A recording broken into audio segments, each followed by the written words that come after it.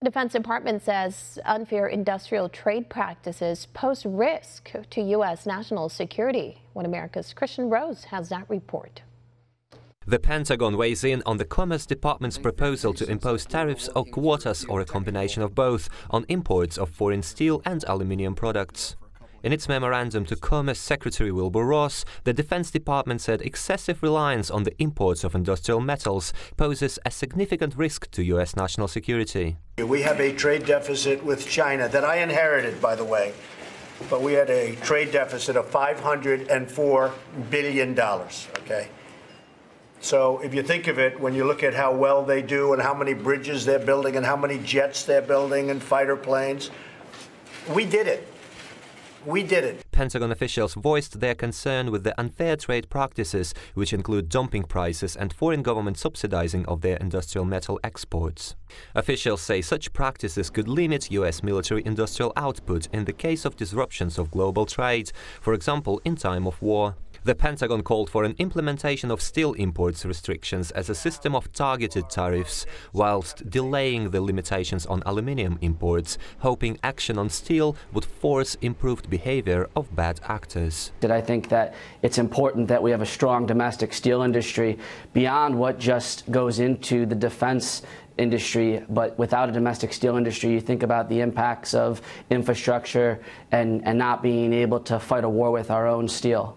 Last week, the Commerce Department concluded its months-long investigation authorized by President Trump under Section 232 of the Trade Expansion Act of 1962. The department proposed 3 possible ways to tackle foreign dumping and subsidizing practices, including a global tariff of at least 24% on all steel imports from all countries and a similar tariff of 7.7% on aluminium imports. Another proposal includes a tariff of 53% on all steel imports from 12 countries, including mainland China, South Korea and Russia, as well as a 23.6% tariff on aluminium imports from the targeted countries. My administration is now reviewing the reports and considering all options. And part of the options would be tariffs coming in. As they dump steel, they pay tariffs. A third option would impose global quotas of 63% of each country's steel exports in 2017 and a similar 87% quota for aluminium. The Pentagon stressed U.S. military requirements for steel and aluminium each represents about 3% of U.S. production. However, major aerospace manufacturers, such as Boeing, are reliant on imported industrial metals, as revealed in last year's scandal over subpar metals supplied by Japanese manufacturer Kobe Steel for years. Aluminum is critical to our manufacturing and defense industry base. Its vital components mean everything from military aircraft and armored vehicles to our naval ships at sea. We cannot afford in these dangerous times to become dependent on foreign nations. The Pentagon stressed targeted tariffs would be the most appropriate form of action to protect U.S. national security.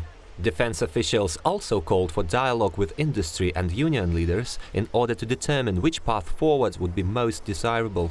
Yeah, as a North America producer, we're looking forward. We think it's beneficial for the industry. Trump administration is really recognizing the need to support and fight unfair trade.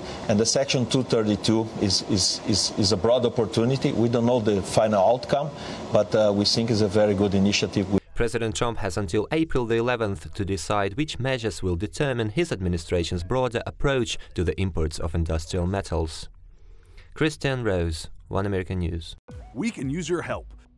Call your cable provider and kindly demand that One American News is added to your lineup. Call today.